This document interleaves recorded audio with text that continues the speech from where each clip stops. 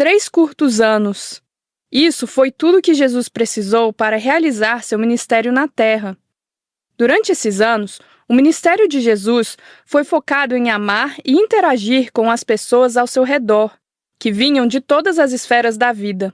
Ele passava tempo com as pessoas que a sociedade considerava importantes, como fariseus e mestres da lei. Mas também passava muito tempo com as pessoas comuns, como pescadores, fazendeiros, cobradores de impostos e pessoas que sua sociedade chamava de pecadores. Não importava se eram ricos ou pobres, poderosos ou camponeses. Todos faziam a mesma pergunta sobre Jesus: quem é esse? Para alguns contemporâneos judeus, Jesus parecia ser o Messias prometido, mas para outros não. Por que essa diferença de opinião? Para entender, precisamos olhar um pouco para a história judaica e como ela moldou a cultura, a mentalidade e as expectativas de muitos judeus no primeiro século. Ao longo das Escrituras, Deus demonstra sua bondade. Cerca de 2000 anos antes de Jesus nascer, Deus prometeu a Abraão que ele faria de seus descendentes uma grande nação, e que eles, por sua vez, se tornariam uma bênção para os outros povos. Eles foram abençoados para serem uma bênção. A partir daí, Deus continuou a mostrar sua fidelidade como o grande salvador deles. Ele libertou seu povo da escravidão no Egito e os resgatou várias vezes de opressão. Da mesma forma, por meio da lei de Deus, ele mostrou a eles sua santidade e benignidade, como o desejo de livrá-los de um opressor ainda maior, o pecado. Deus escolheu habitar no meio de seu povo, com sua glória enchendo o templo.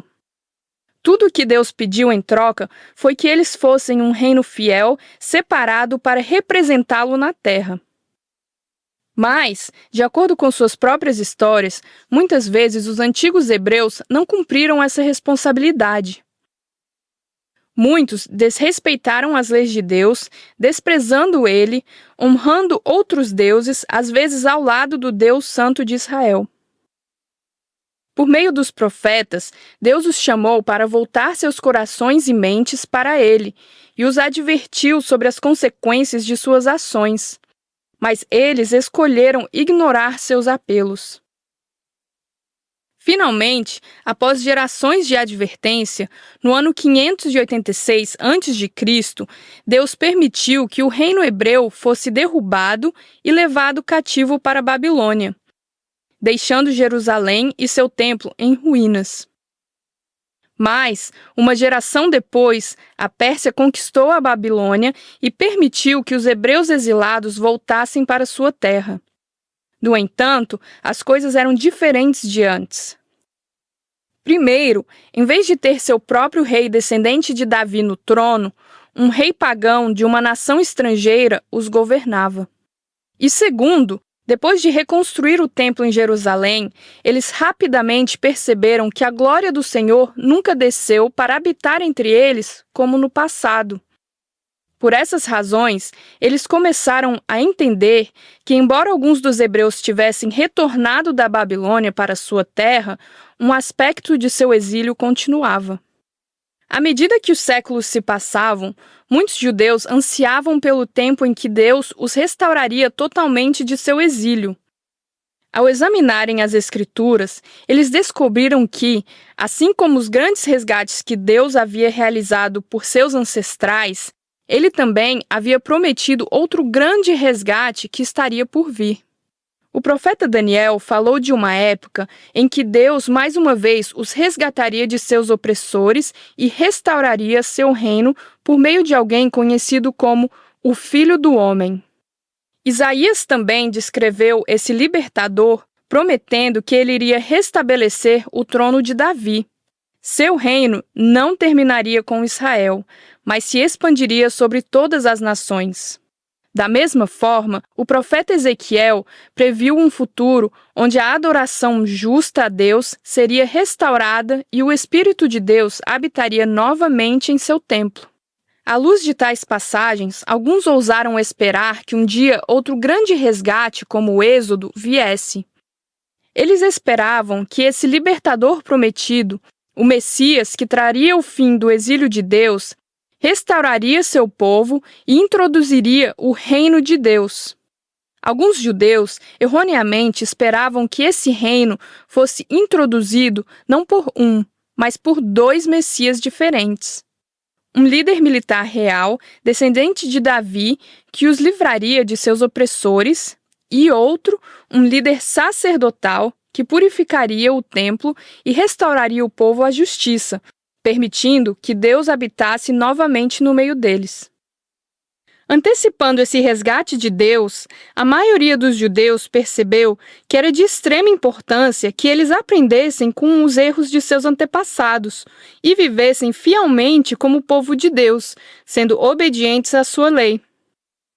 Eles tiveram o cuidado de pagar os dízimos exigidos, observar as festas anuais, evitar comidas impuras e abster-se de trabalhar no sábado. A última coisa que eles queriam era sofrer o destino de seus ancestrais. Alguns líderes religiosos até começaram a criar o que às vezes é chamado de uma cerca em torno da lei. Trata-se de uma série de tradições orais destinadas a impedir que eles chegassem perto de violar a lei de Deus, e eram altamente valorizadas por uma seita religiosa chamada fariseus. No entanto, essas tradições feitas pelo homem muitas vezes serviam para dar uma ilusão de santidade, enquanto cegavam sua visão de Deus e seu caráter, resultando em uma maior distância dele.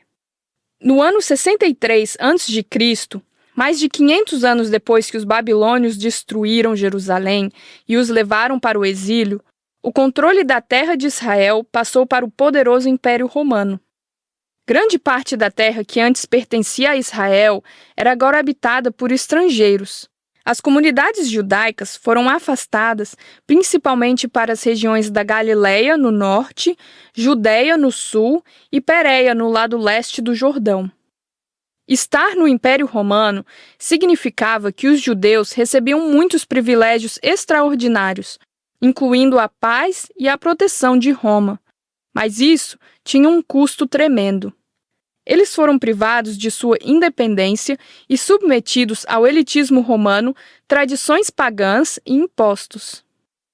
Algumas das elites judaicas, como os principais sacerdotes e uma seita chamada saduceus, não compartilhavam do otimismo ou da esperança messiânica de seus companheiros judeus, acreditando, em vez disso, que essa vida era tudo o que tinham pela frente. Por essa razão, alguns deles procuraram colaborar com Roma para ganhar status e poder para seu próprio benefício. Como resultado, a maioria dos judeus tornou-se cada vez mais ressentida, tanto com seus próprios líderes sacerdotais quanto com os seus senhores romanos. Enquanto uma pequena minoria de judeus insistia na rebelião contra Roma, a maioria preferia tirar o melhor proveito de uma situação desafiadora e esperar pacificamente que Deus finalmente pusesse fim ao seu exílio e restaurasse o seu reino. Mal sabiam eles que na pequenina cidade de Belém, por meio de um jovem casal de baixa condição social, Deus lançou seu maior resgate até então. Não da forma dramática que muitos esperavam, mas de uma forma muito mais notável. Com o nascimento de um bebê, o tão esperado reino de Deus surgiu.